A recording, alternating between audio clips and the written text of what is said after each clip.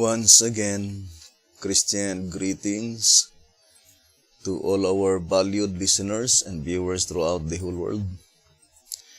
This is our special episode number 19. The final warning message just prior to the close of provision. I would like to begin our study reading 11 Symbolic Code. Number 6, page 19. The Lord has given us in this day an accurate and reliable blueprint in His 11th hour message, so that none of us need fear in knowing how great a privilege we have to be true witness for Him in word, in deed, and in action. Let us not therefore put off the work and thus prolong the world's sorrow and suffering, but let each of us be among those who shall fulfill the purpose for which we were created, to verily help bring about complete and true rest and everlasting joy. God has faithful ones who will do it. Will you be one of them? 11 Symbolic Code, number 6, page 19. So, concerning the 11th hour servants, God bestowed unto them reliable and accurate blueprint, or accurate and reliable blueprint. And such blueprint is but a duplicate from heaven. It says here in 1 SR 231, the wisdom and knowledge of the infinite is beyond comprehension by the finite. The wonders we behold and the events which make the history of our world are but duplicates from the blueprints in heaven. So it is only a duplicate from the blueprints in heaven. The blueprints of the plan of redemption.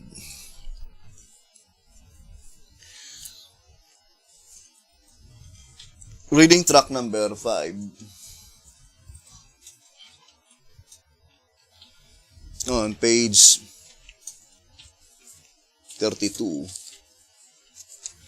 it says,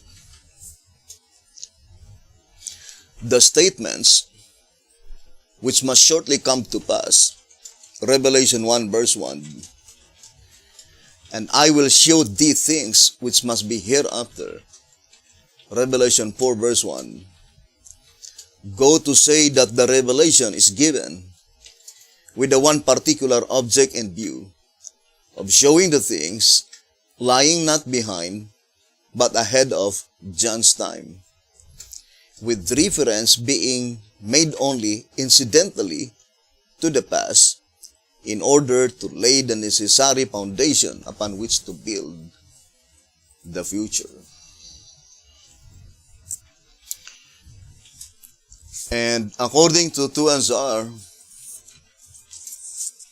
191, it says, therefore, the word hereafter in Revelation chapter 4 verse 1 means from the time of the vision pointing forward to 1844. So our subject must be from October 22, 1844 onwards. But the focal point must be from hereafter, from 2021 onwards. All the occurrences in the past is employed by the scriptures only to serve as the groundwork. Track number 5, page 34. Fulfilled prophecies are seen, therefore, to be employed by the scriptures only as groundwork for that part of prophecy which is yet to be fulfilled. So, while studying the groundwork, we need to focus more our attention to the particular object in view. What will happen from 2021 up to the visible coming of Jesus Christ, which is the year of Jubilee, the commencement of the millennium.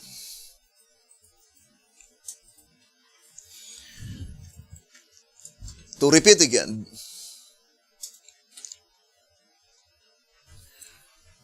according to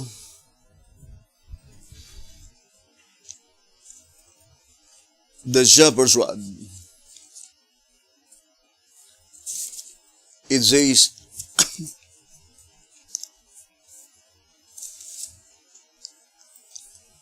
in track number 3, page 75,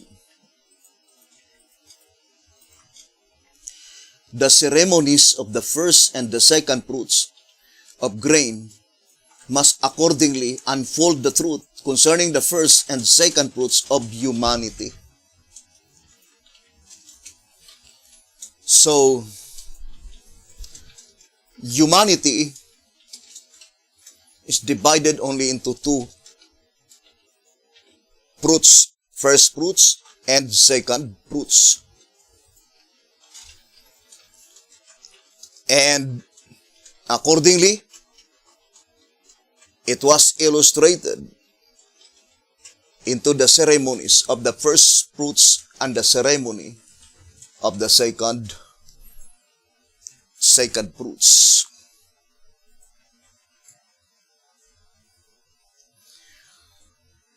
And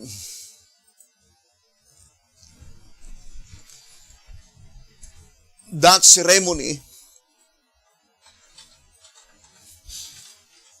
according to track number 3, on page 76, it says, here we see commanded the observance of 3 harvest rites. First, the ceremony of the wave sheep at the beginning of the first harvest. Second, the ceremony of the wave globes at the close of the first harvest. Third, and the Feast of Tabernacles at the close of the second harvest. Being typical, these 2 grained harvests with their 3 literal sacraments accordingly foreshadow 2 soul harvests with 3 spiritual rites, the first of which is the first fruits with wave sheep and wave loaves.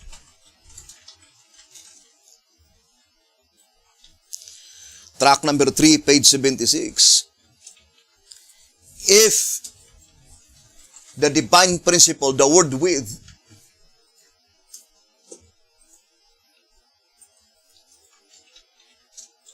cannot be construed as apart, then let us distinctly separate those people who are among the first fruits and those people who are with the 144,000.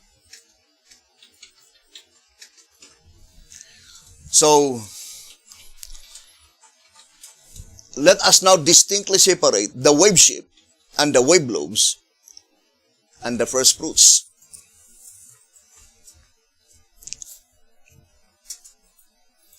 Because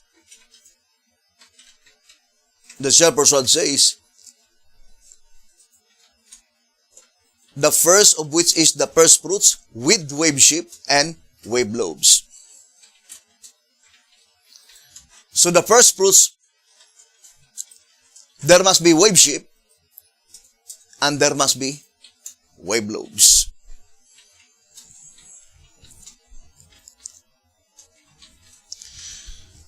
We already read in track number 3 on page 83 saying, and by the same token of logic, track number 3, page 83, and by the same token of logic, the wave shape and the wave lobes must have a double application, each to the dead and to the living, together comprising the total fruits of the antitypical harvest.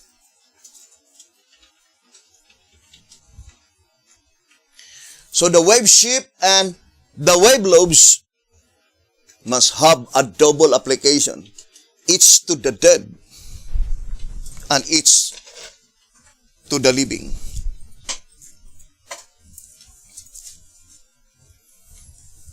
And while demonstrating, you need to copy.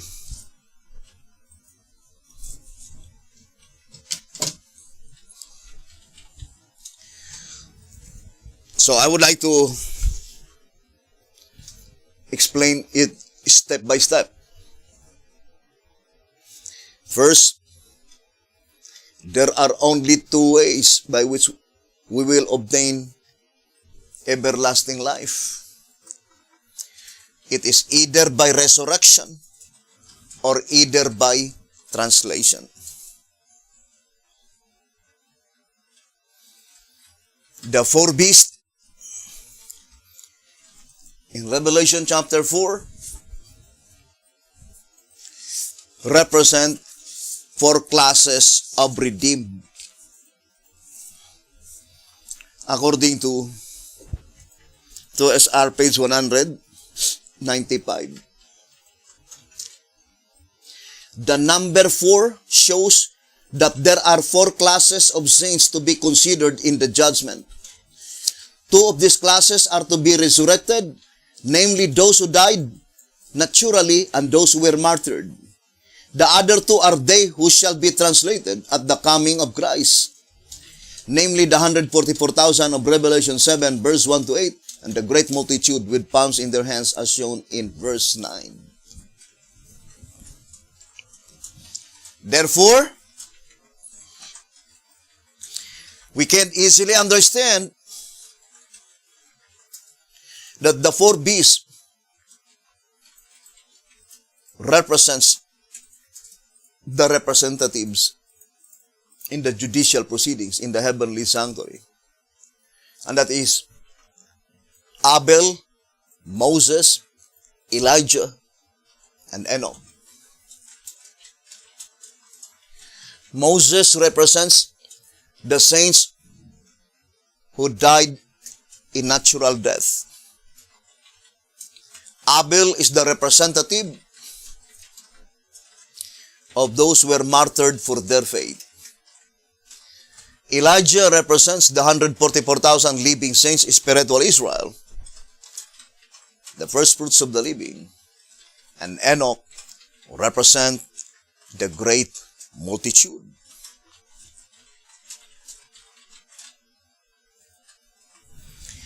And all of them are types.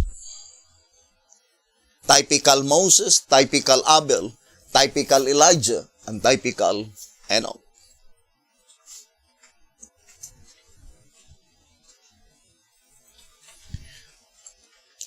Now, in Revelation 11, verses 1 and 2, as we stated before, there are four classes of saints mentioned in Revelation 11 verse 1 and 2. Temple, altar, worshippers, and the court.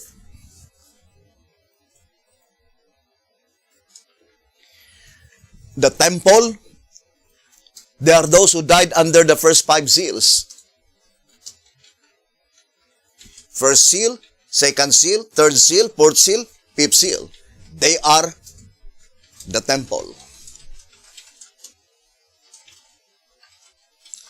The altar, those who will die under the sixth seal since 1844. The last seal that pertains to the dead. I am explaining track number 5, 109 and 110. Temple and the altar, both of them are inanimate objects, pointing to the two classes of dead saints.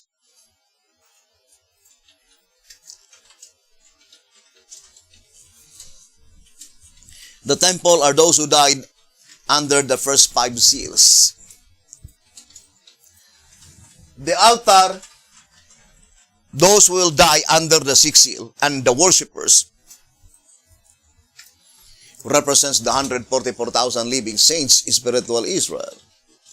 And the court is the great multitude, which no man could number. Unlimited.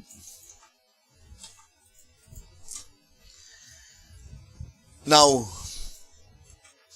we know that in the resurrection of Jesus Christ, there are some saints that had been resurrected. I would like to read early writings.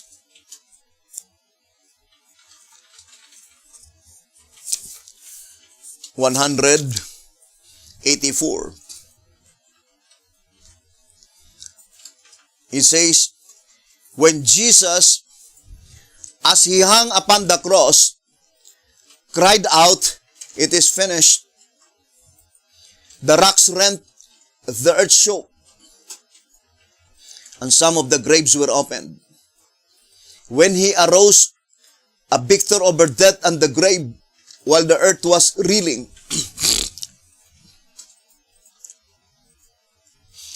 and the glory of heaven shone around the sacred spot, many of the righteous dead, obedient to his call, came forth as witnesses that he had risen. Those favored rising saints came forth glorified. They were chosen and holy ones of every age from creation down even to the days of Christ. Early Writings, page 184. So, they were chosen and holy ones selected from the first seal, from the second seal, and from the third seal. Why 3? Because they are representatives of the 3 classes of saints to be measured in the holy place. Who are they? Temple, altar, and worshippers.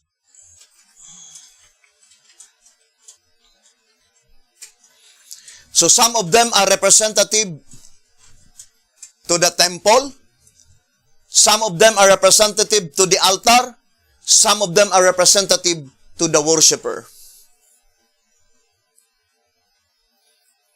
Why is it that there was no representative in this instance to the great multitude?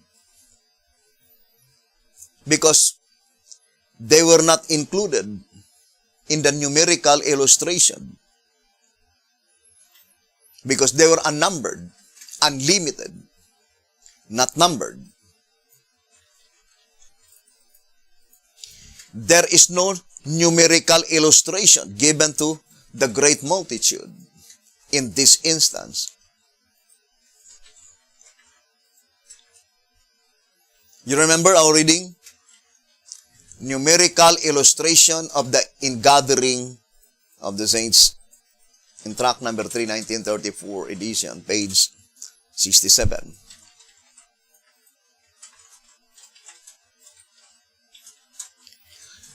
And how many grains? Only 2. Barley and wheat. So our study is closely connected also to Revelation 6 verse 6. And also Ezekiel chapter 4. In Ezekiel chapter 4, it must be only pointing to the first 2 grains, wheat and barley.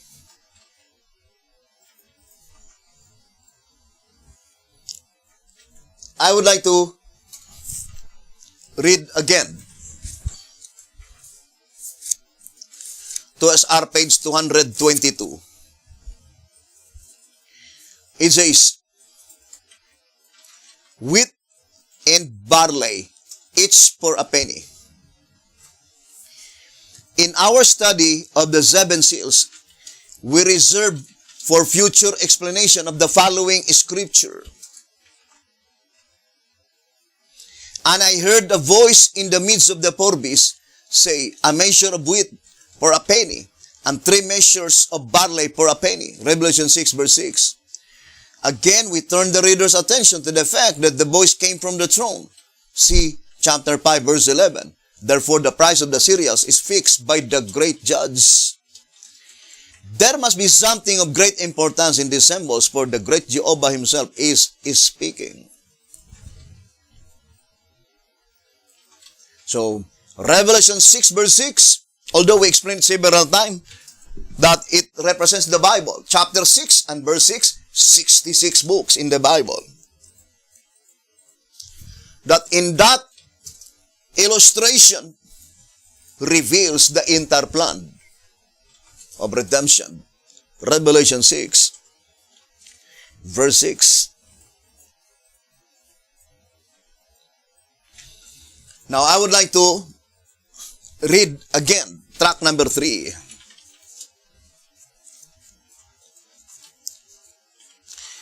On page 75, saying,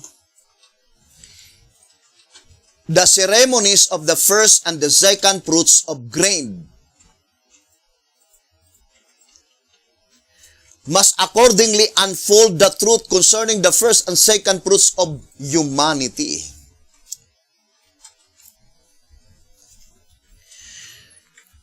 Now, those that have been resurrected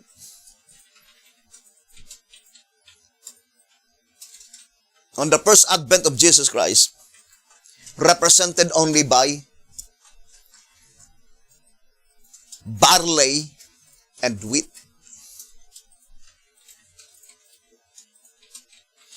Barley represents the first of the first fruits. Wheat represents the first fruits.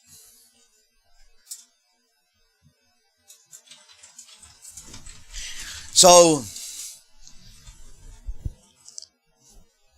those resurrected saints on the first advent of Jesus Christ are divided only into 2 classes. First of the first fruits and the first fruits.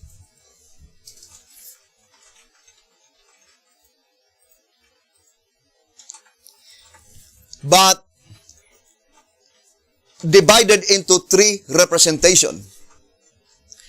The first of the first fruits under the first seal, and the first fruit under the first seal, the first of the first fruits under the second seal, and the first fruit under the second seal, first of the first fruits under the third seal, and the first fruit under the third seal.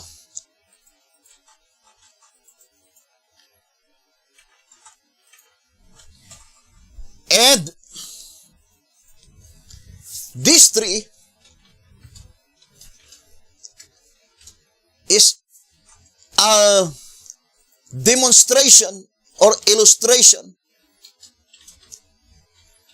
of the three saints mentioned in Revelation 11 verse 1. The temple, altar, and worshippers. So, let us now distinctly separate the representative of the temple, the representative of the altar, and the representative of the worshippers. 3. Number 3 is one of the biblical numbers to ascertain scriptural truth. I would like to read 1 SR 232. By all Bible students, numbers 3 and 7 are accepted to be the biblical numbers to ascertain scriptural truths. 1 SR page 232.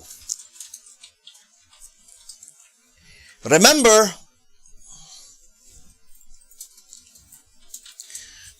according to track number 3,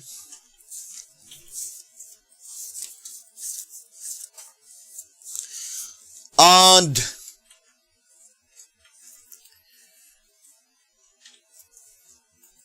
page 80,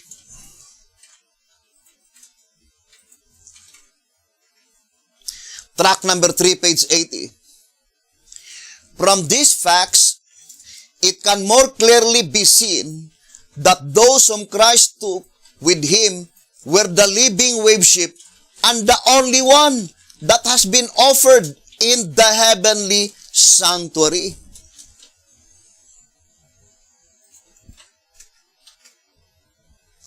So don't forget that statement. The only one that has been offered in the heavenly sanctuary. Who are they? Those that had been resurrected on the first advent of Jesus Christ. So, the sanctuary service in the heavenly sanctuary, of course, it was illustrated in the sanctuary service on the earthly sanctuary. And that is why in Desire of Ages, it says, all the ceremonies, Desire of Ages, page 77.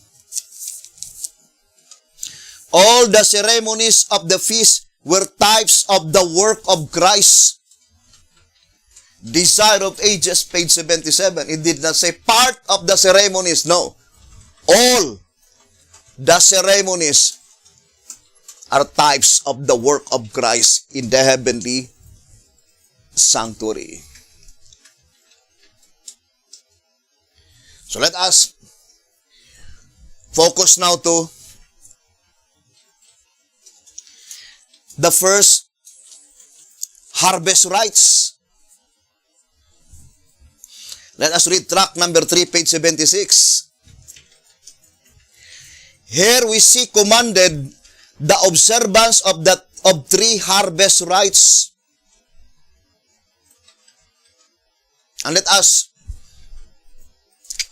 elaborate them one by one. First, the ceremony of the wave ship at the beginning of the first harvest.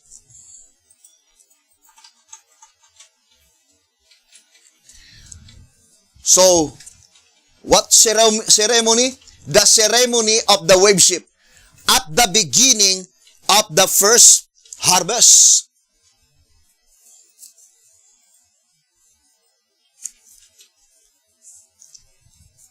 So let us focus now to the wave ship. The first ceremony.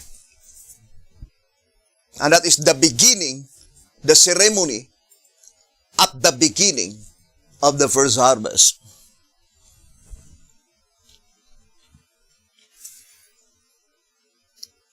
It's very important to have a clear vision concerning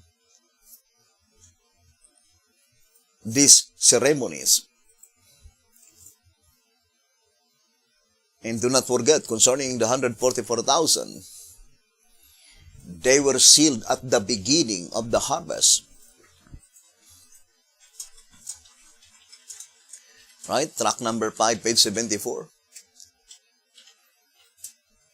And, of course, the 144,000 is the first harvest. So we need to understand the ceremony of the wave ship at the beginning of the first harvest.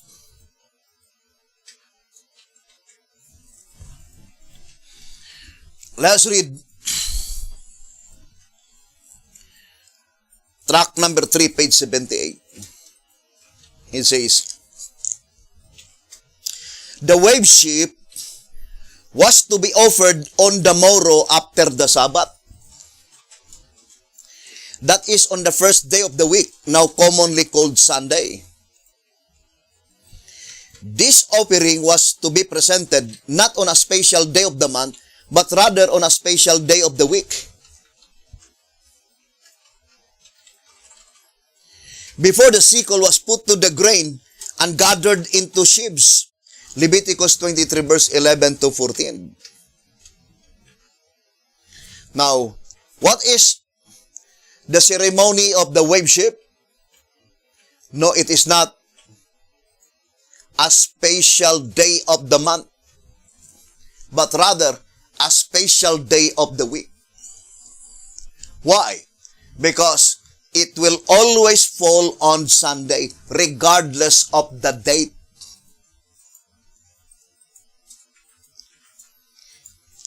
Now here, it's very important to have a clear understanding concerning the Bible creation calendar.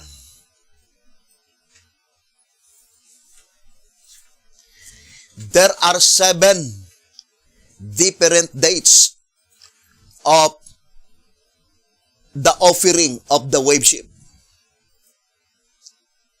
7 different dates, but all of them fall on Sunday. And that is the reason why the shepherd says that the offering of the wave ship, no, it is not a special day of the month. Because if it is a special day of the month, it must be always the same date.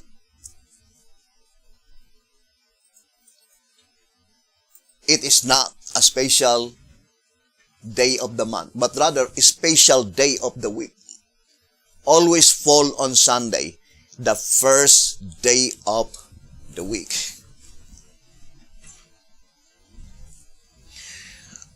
Do not forget that verse, Leviticus 23:11 and verse 11 and verse 14. Because in reality, that verse, the direct application is in the judgment that pertains to the living, not to the dead.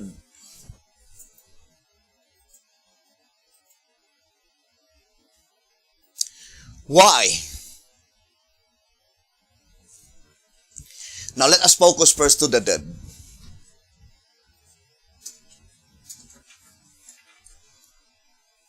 When was Jesus Christ was resurrected? It is a broad and deep subject, brothers and sisters, but we will only focus every now and then from one point, then on the next episode, another point. Because I remember the statement in track number 3, inextricably bound up together And I love so much that reading. It says, track number 3, page 75. Illustrating our salvation in completeness. You see, in completeness. The harvest rights. How many harvest rights? 3. 3 harvest rights.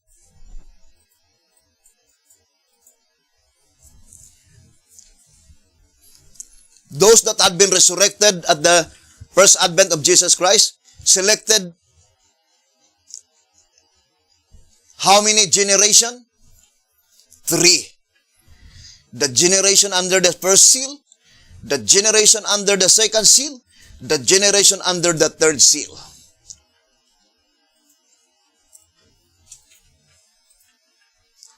Right? Both of them, dead and living.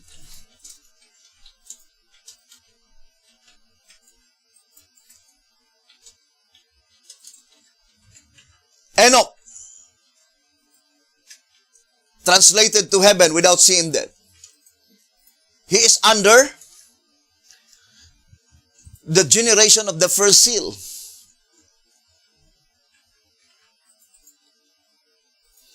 Elijah, translated to heaven without seeing death.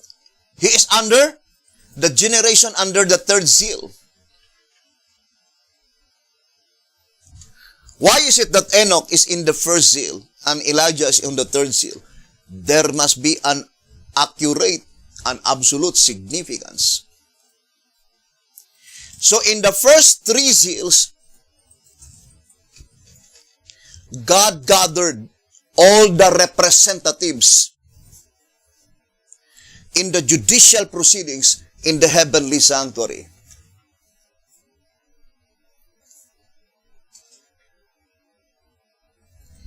The translated and the resurrected.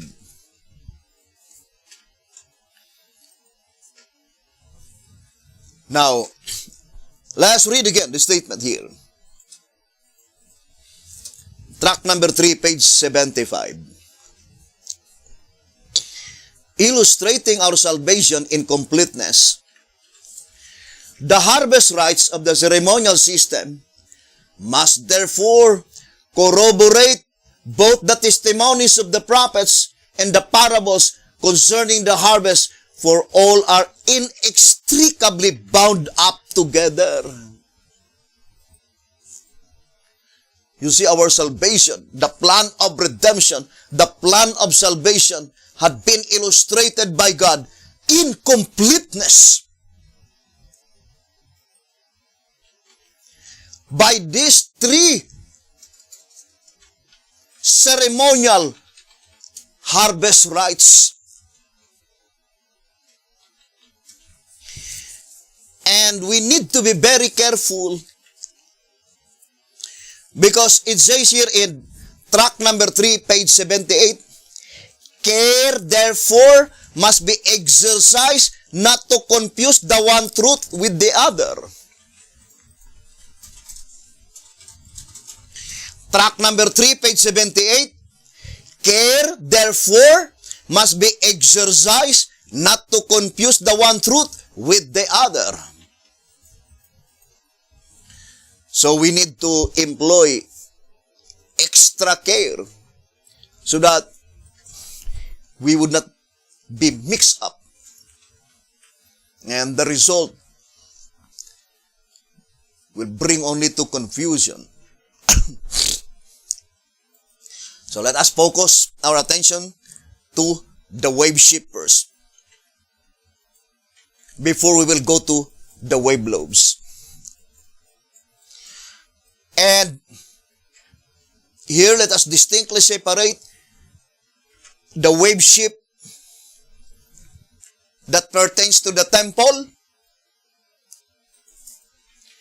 the wave ship that pertains to the altar, the wave ship that pertains to the worshippers.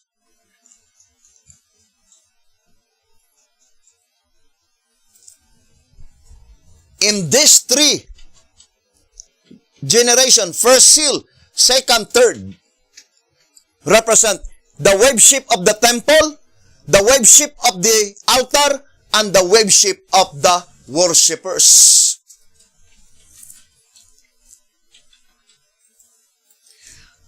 Who are they?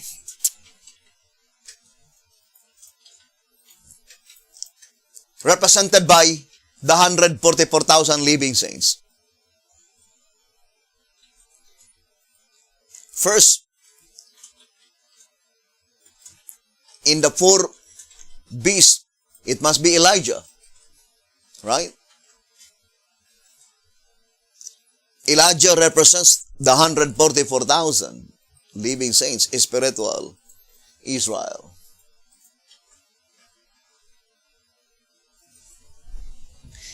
Now,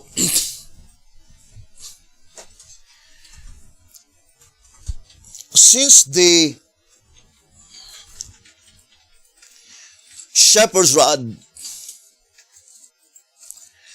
plainly told us in tract number 3, page 83, saying, and by the same token of logic, the wave sheep and the wave lobes must have a double application, each to the dead and to the living, together comprising the total fruits of the antitypical harvest. Each to the dead and each to the living. But concerning the dead saints, it was only divided into two. Temple and altar. Let's read tract number 5. On page 109. The temple and the altar, inanimate objects, must characterize two classes of inanimate saints, two classes of dead saints. So the two classes of dead saints in this instance was illustrated by the temple and the altar. The two inanimate objects. So since the wave sheep and the wave lobes must have a double application, each to the dead, let us focus first to the dead. The wave sheep to the temple, the wave lobes to the temple. Then the wave sheep to the altar, and the wave lobes to the altar. Then we will proceed to the wave sheep to the living saints. Who are they? The wave sheep to the first fruits. Who are they? The wave lobes to the first fruits. Who are they? The wave sheep to the second fruits. And who are they? The wave lobes to the second fruits. Because that is the statement.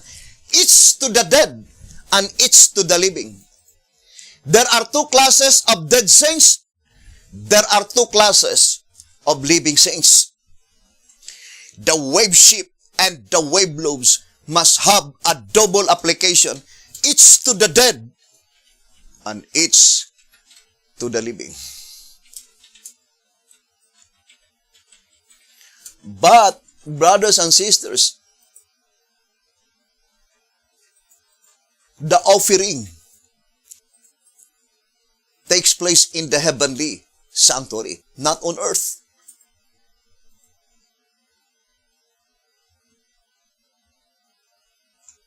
And the voice of inspiration says, the word hereafter point forward to 1844. To SR page 191.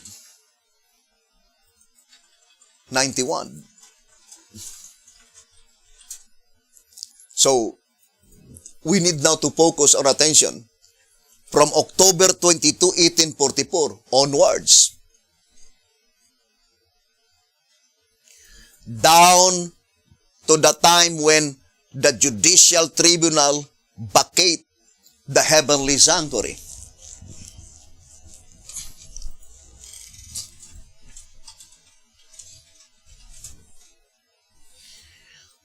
Let's go back to the wave ship. When does the wave ship will be offered? On the first day of the week. So that is, let us make a divine principle. Offering of the wave ship.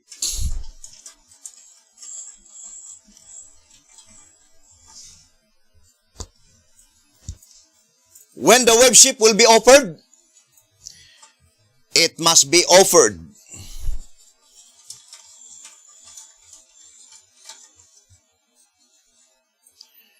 on the first day of the week. First day of the week. And that is Sunday. According to the shepherd's rod. It is not a special day of the month, but rather, it is a special day of the week. There is no other day by which the wave ship must be offered, only Sunday.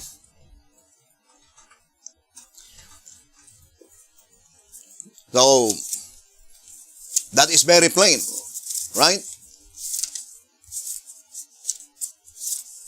That is only on Sunday. Here's a statement that I would like to read.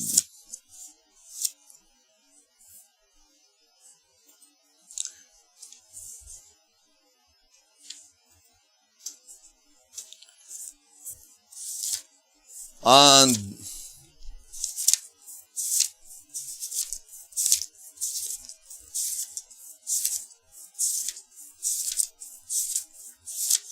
13 symbolic code.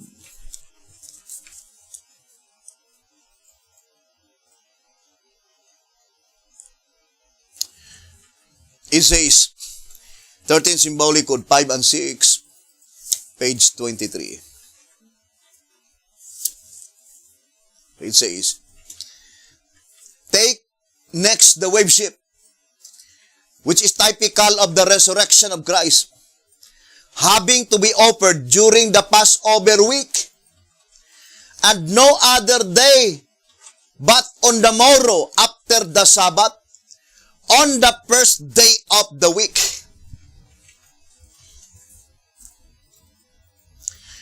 When would be the wave ship will be offered?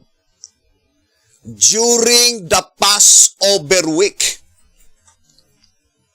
So that is the second divine principle. The wave ship must be offered during the Passover week.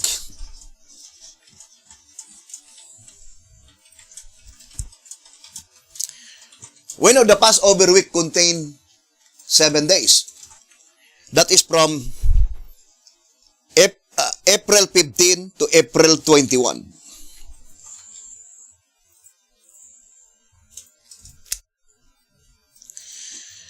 Is there any specific date of the offering of the wave ship during the Passover week? No. There was no specific date, because the date changes. But there is a specific day. What day? Sunday.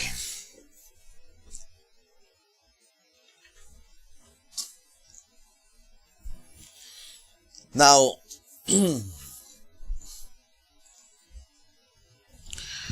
I would like to read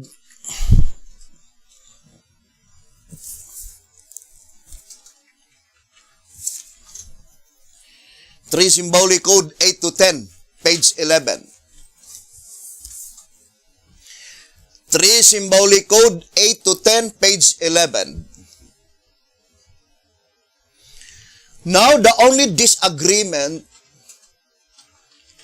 between the shepherd's rod and the desire of ages on this subject is that the desire of ages says that on the second day of the feast, the first fruits of the year's harvest, a sheaf of barley, was presented before the Lord. The desire of ages, page 77, which places the first piece of the Passover on the Sabbath, Numbers 28, verse 17, thus making the slaying of the lamb on the 14th day, is Exodus 12, verse 6, fall on Friday, whereas the shepherd's rod places the slaying of the lamb on the 14th day on Wednesday, the first feast on Thursday, and the second feast on Friday, and so on.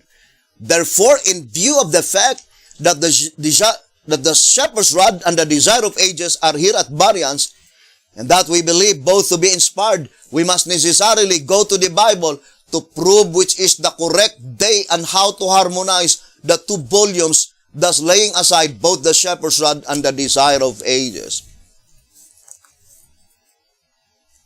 Now, brothers and sisters,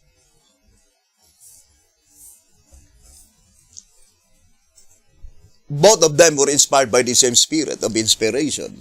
Therefore, there is no possibility that they will be in contradiction. The only reason that Brother Hotep had not been able to reconcile the issue involved is that it was not present truth in their days. I always borrowed that statement in 1SR, page 13. The answer we give is because it was not present truth in their time. 1SR, page 13. Now let us focus first to the Passover week in the days of Jesus Christ. Jesus Christ was resurrected on April 18, the 4th day of the feast, according to the shepherd's rod, not on the second day.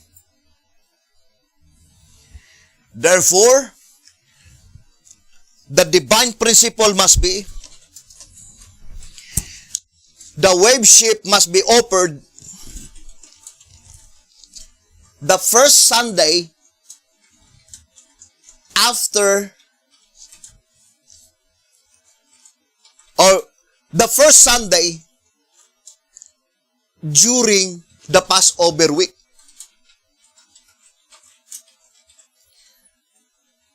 Now, for example, the Passover week in the days of Jesus Christ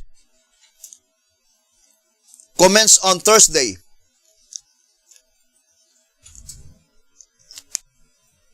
I would like to establish first.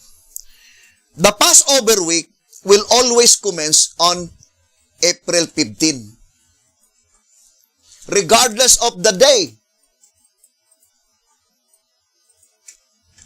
The Passover week will always commence on April 15. So that is the divine principle. April 14 is not the Passover week. It is the Passover day.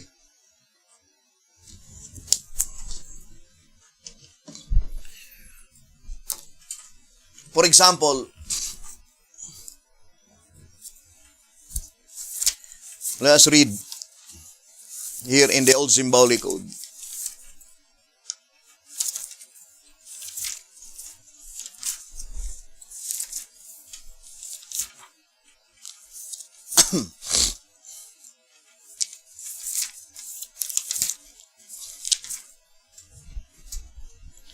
One Symbolic Code number 6, page 7.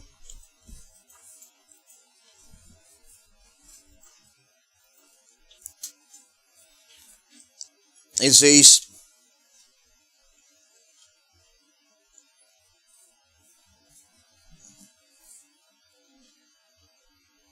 I think it is not the, I'd rather read 2SR before that statement. Here in 2SR, page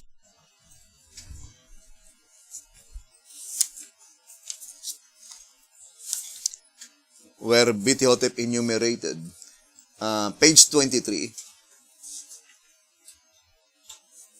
it says, 2SR page 23, the 14th day of the first month that year, 31 AD, that is on the first advent of Jesus Christ. The 14th day of the first month that year was on Wednesday, and the day ended at sunset even.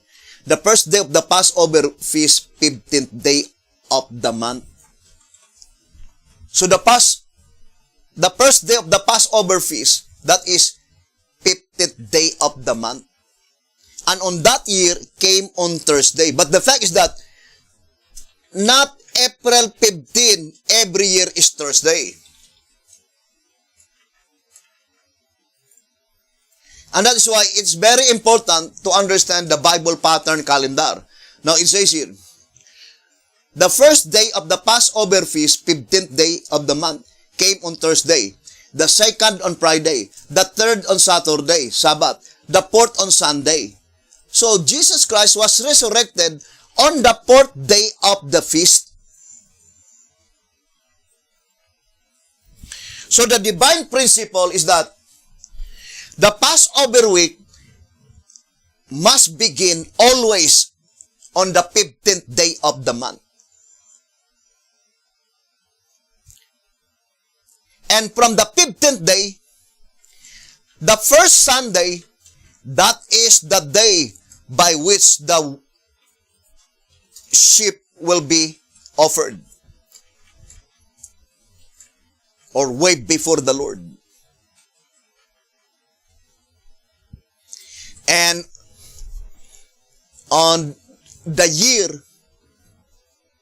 of Christ's resurrection, that is pattern number 6, by which the wave sheep is presented before the Lord on the 4th day of the feast.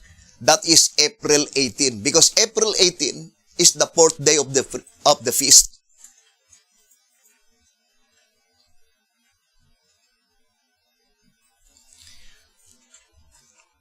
Now let us read track number 3.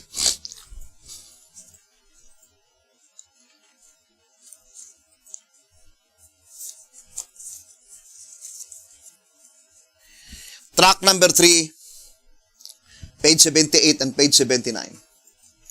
Coming just at the right time, in the season of the first fruit, the Passover week was the period in which the wave sheep was usually offered before the Lord. Its ritual prophetically projecting Christ, the antitype of the wave sheep.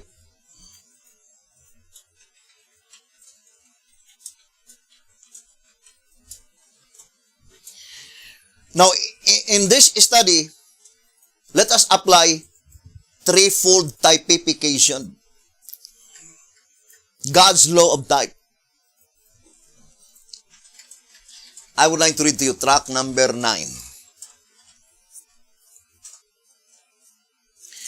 Track number 9 on page 72. A threefold typification in threefold accord with God's law of type. That where there is type, there must also be antitype. But it says threefold typification. And that threefold typification, I would like to read in track number 3, third edition.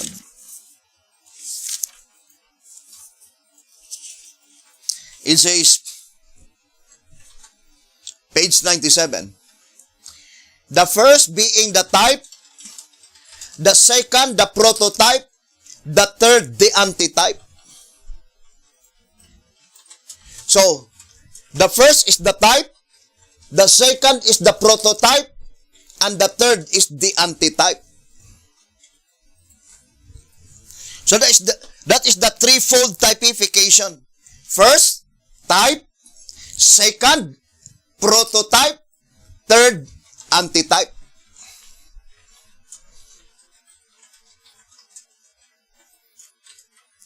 And let us apply that in humanity.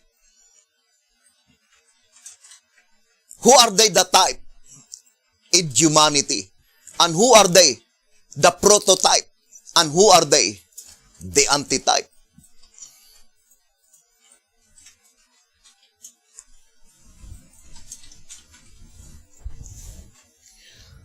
So, let us proceed. Now, let us begin now in October 22, 1844. Let us read the Old Symbolic Code. Brethren, this subject is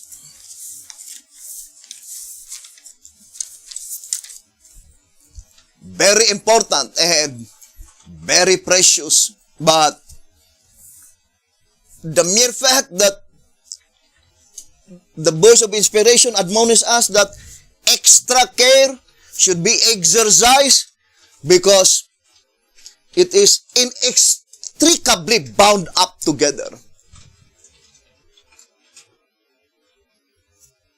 That the possibility of being mixed up result only to confusion.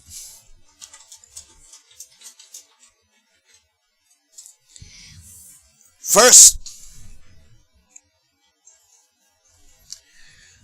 let us distinctly separate the occurrence that takes place in heaven and the occurrence that takes place on earth.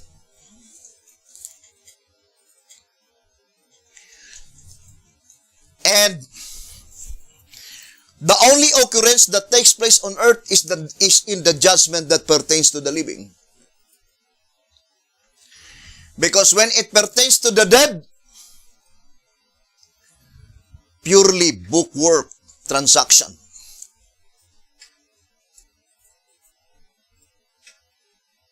Only in the judgment that pertains to the living that both sanctuary are thus affected. Meaning, in the judgment that pertains to the living, there is a judicial proceedings in the heavenly sanctuary. There is also judicial proceedings on the earth. And that's what it means, that the judicial activities in the heavenly sanctuary is extended to the earthly sanctuary. When? At the beginning of the judgment of the living. I would like to read. Track number 3. Page 47 and page 48. It says, inescapably, therefore, the Lord's coming to His temple, Malachi 3, verse 1 to 3, His coming with all His angels, Matthew 25, and His coming enthroned above the living creatures, Ezekiel chapter 1. All three representing the same event as has been shown, take place at the beginning of the judgment of the living, the time in which the judicial activities of the heavenly sanctuary extend to the earthly sanctuary, the church.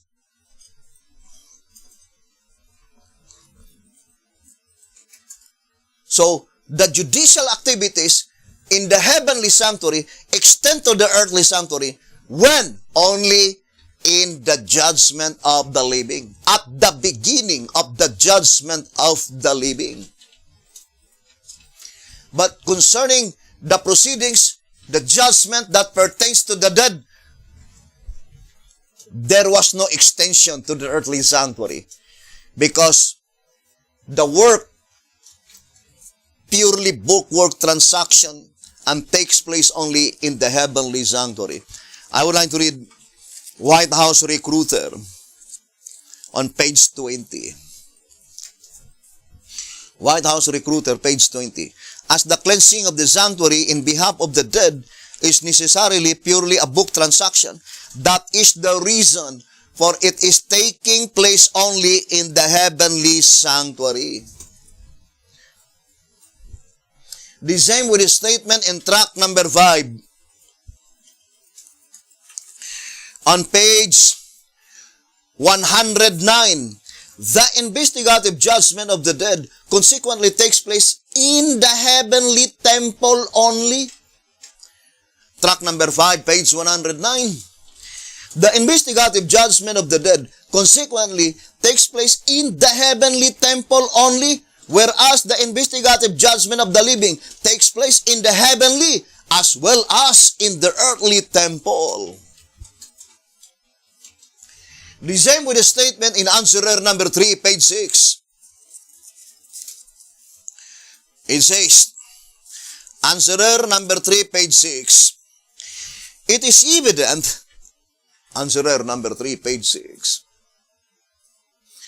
it is evident that the investigative judgment harvest of the dead affects only the heavenly sanctuary. This is doubly evident when it is remembered that the dead know not anything, Ecclesiastes chapter 9 verse 5, but are lying unconscious while waiting in their graves for the resurrection day. But when the judgment, harvest, or the judgment of the living shall begin, then of necessity the sanctuary on earth will be cleansed from the hypocrites, and the sanctuary in heaven from their names in its records. Both sanctuaries are therefore affected.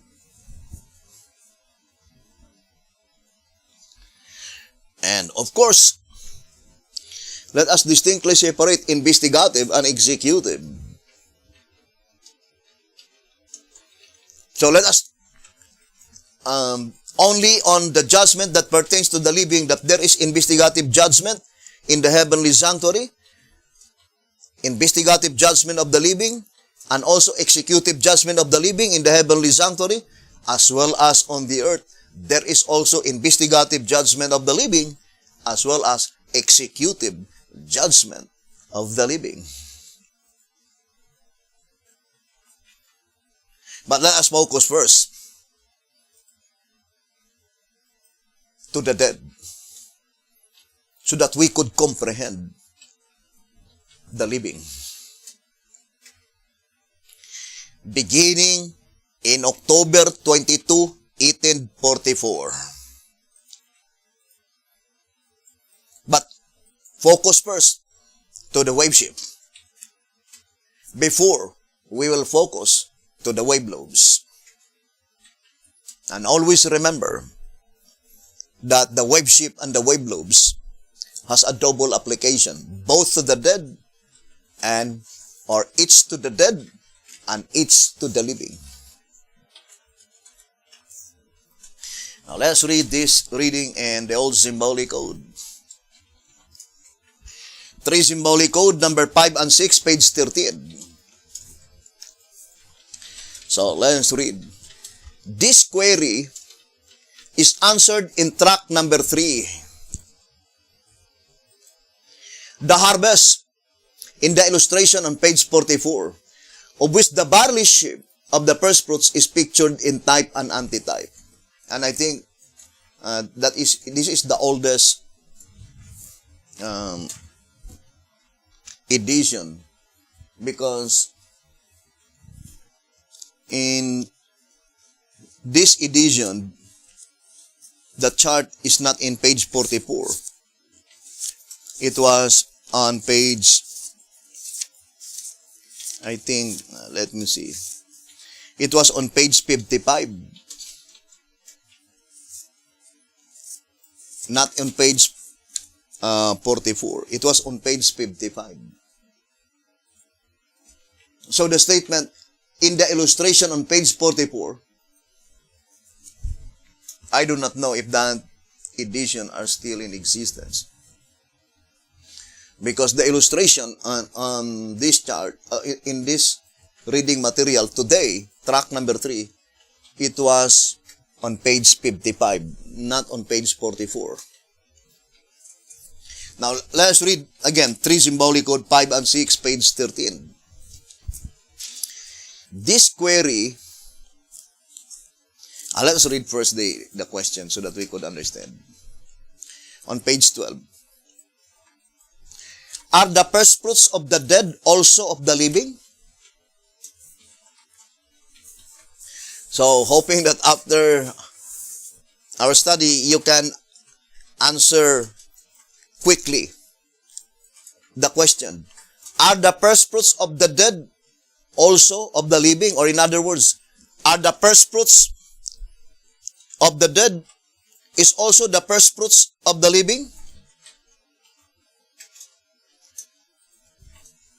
The question is asking to the type.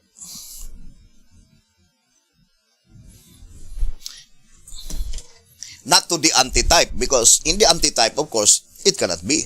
How could it be called the living as the dead? And how can we call the dead as the living? I would like to illustrate again. Jesus Christ was resurrected on April 1831 AD. But Jesus Christ was resurrected at 6 a.m. Those that had been resurrected together with Jesus Christ at 6 a.m., they are represented by the first of the first fruits.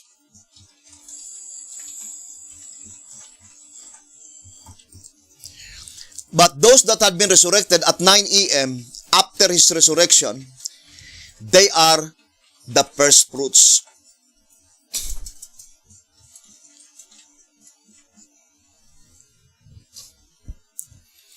And who are they? We already read, right? In early writings 184. Selected from the first seal. So, what period of time? 4000 BC to 2344 BC. That is the first seal. Then second seal. 2344 BC to the call of Abraham, 1921 BC. Then third seal, 1921 BC to 31 AD. So, they were selected concerning the representative of the living saints, Enoch. Enoch was under the first seal. Elijah is under the third seal.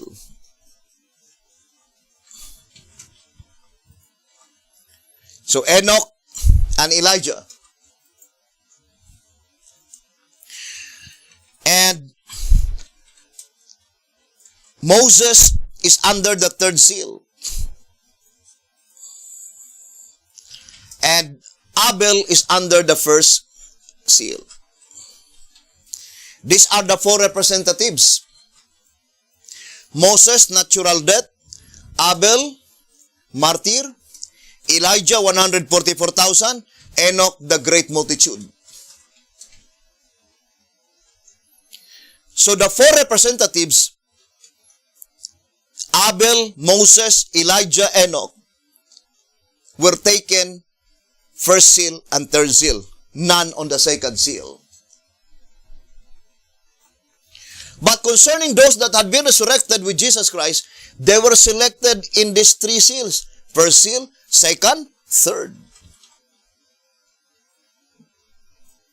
So, those that had been resurrected at 6 a.m., there are three representatives.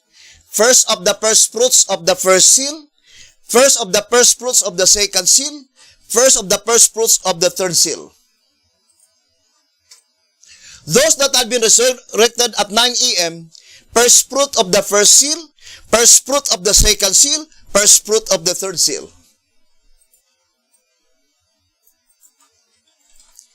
But all of them are representatives.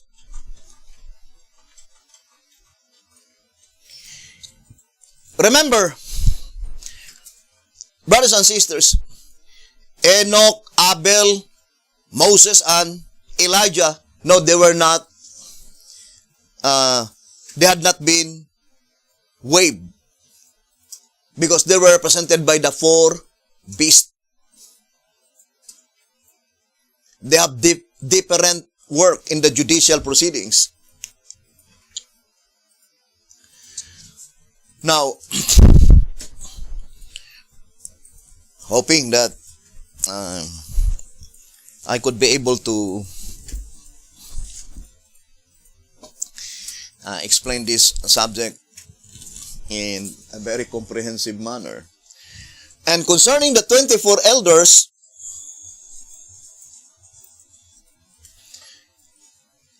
brothers and sisters, the jury, 12 of them representatives of martyrs, and 12 of them represented by natural death. Natural death. The same with the four beasts, divided also into two. Moses, natural death.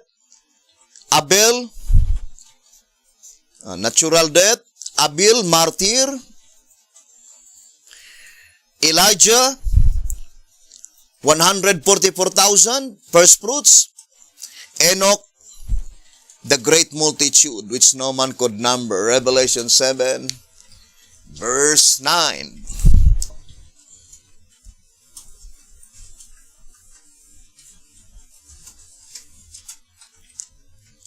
Now, I know it is broad subject, but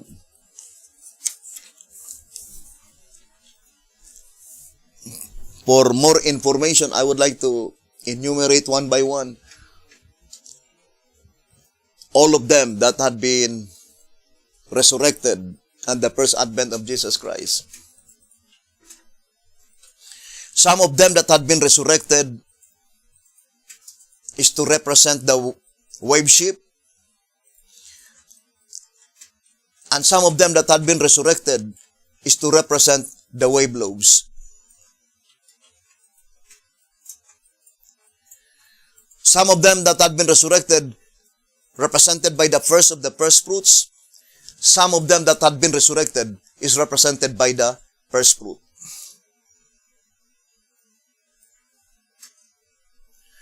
But some of them are not represented by the first of the first fruits, not represented by the first fruit, not represented by wave sheep, not represented by wave loaves, but they had been resurrected just to serve as a witness in the judicial proceedings in the heavenly sanctuary. The witnesses in the heavenly sanctuary in the such proceedings is composed by seraphims, cherubims, the representatives in the 11 planets, and then the representative of the earth, those that had been resurrected at the first advent of Jesus Christ. So those are the constituents in the heavenly sanctuary in such judicial proceedings that took place in the heavenly sanctuary. And let us try to study closely their exact numbers. So I would like to enumerate now one by one. I would like to read first. I think track number 3.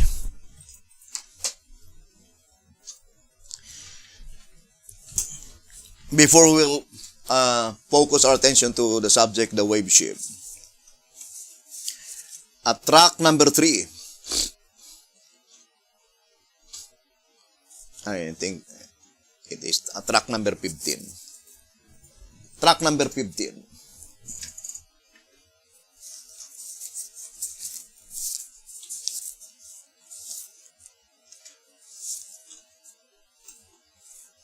Where the shepherd's rod, it says, page 14. Track number 15, page 14. The judicial throne, inspiration makes known, consists of a judge, the Ancient of Days, that is God the Father, of witnesses, the angels, of an advocate, the Lamb, of a jury, the elders, of dependents, the beast, and of the ruler, the Lion of the tribe of Judah. That the four beasts are a symbolical representation of the saints, just as the beasts of Daniel 7 are symbolical of the nations, is made clear by the beast's own statement. But remember, we should not limit our understanding in this statement in track 15, page 14. Because the statement in 2SR, it says, the entire universe. Let us read again the statement in 2SR.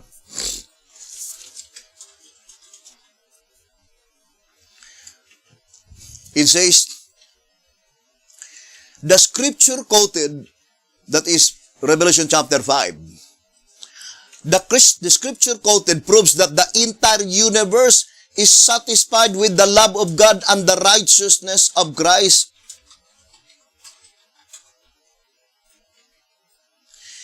We repeat verse 13, and every creature which is in heaven and on the earth and under the earth, and such as are in the sea, and all that are in them, heard I saying, blessing and honor and glory and power be unto him that sitteth upon the throne and unto the Lamb forever and ever.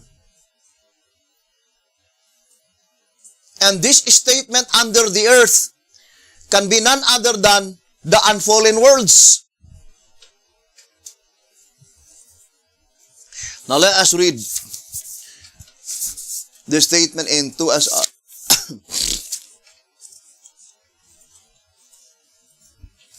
2SR page 66.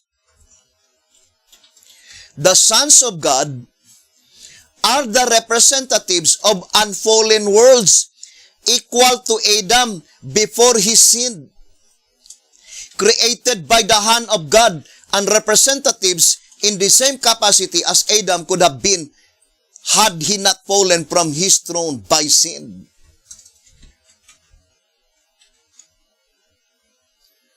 It says, quoting from the word prophecy, the commanders of the angel host, the sons of God, the representatives of the unfallen worlds are assembled.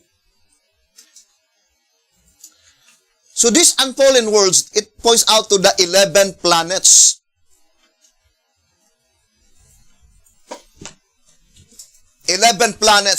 So in this plan of redemption, all of the entire universe, there must be witnesses.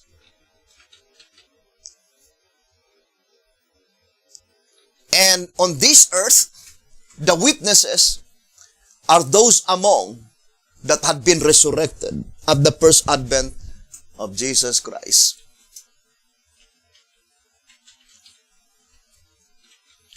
Now,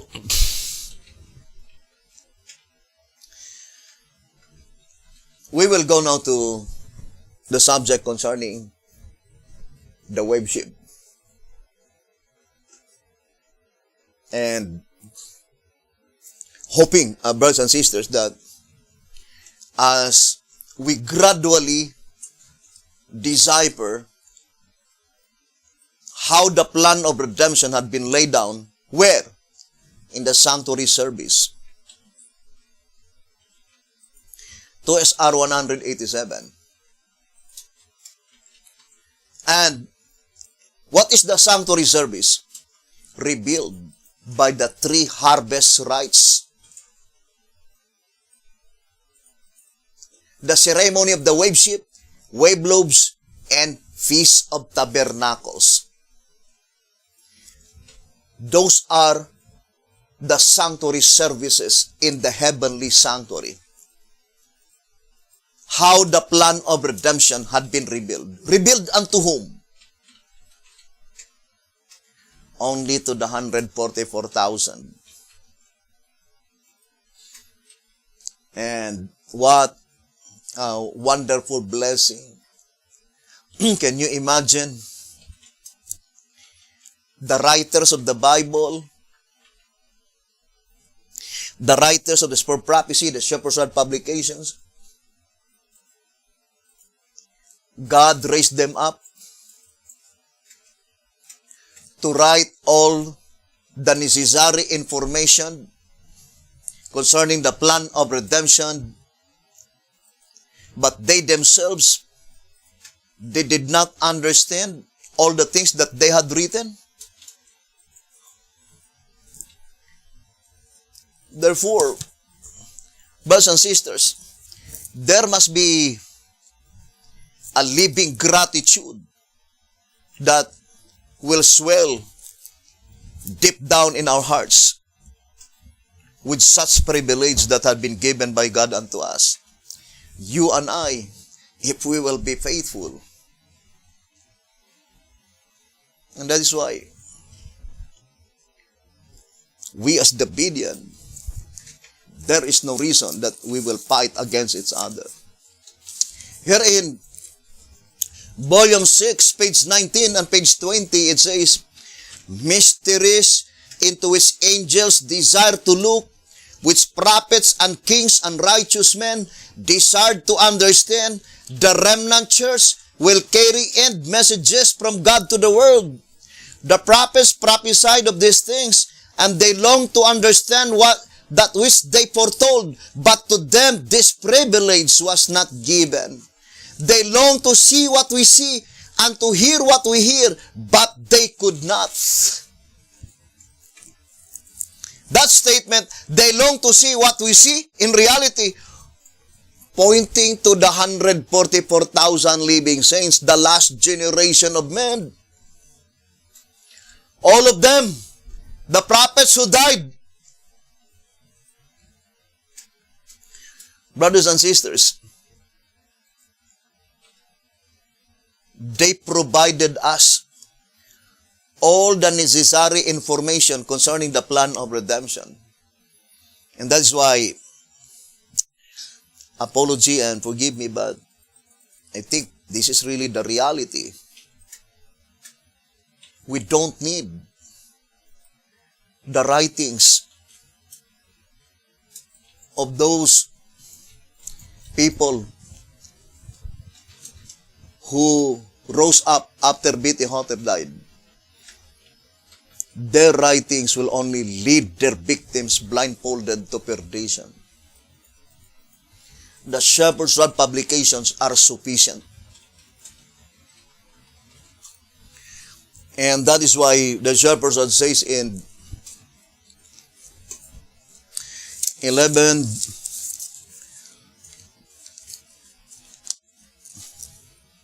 Symbolic Code, number 3, page 8 and 9, it says, I would like to read, the message which was met in Judaism in 1844 was the truth Sister White brought, the judgment for the dead. And it was this message which was represented by the oil that was in the lamps when the 10 virgins first went in waiting for the bridegroom to come. The oil that was in the vessels of the 5 wise virgins must represent an additional truth, something other than what was in the lamps. It is this additional truth which is to supplement the 1844 truth and thus supply sufficient light to the time of the coming of the bridegroom. And what must this additional truth be? It must be the truth of the judgment for the living, the last message. Sufficient light. So the Shepherd's Rod publications, the message recorded therein is sufficient. And I think we understand the word sufficient. It is enough. Here in 11 Symbolic Code, number 2, page 11, it says, therefore the devil, 11 Symbolic Code, number 2, page 11, therefore the devil is not going to attack us where he attacked Laodiceans, but he will tell us that we are poor in truth. He will do this in almost in any way. Of course, that is figurative speech. To say that you need the writings of so and so besides the writings of B.T. Hotep, is tantamount to declare that you are poor in truth. You need another writings. That is the deception of the devil.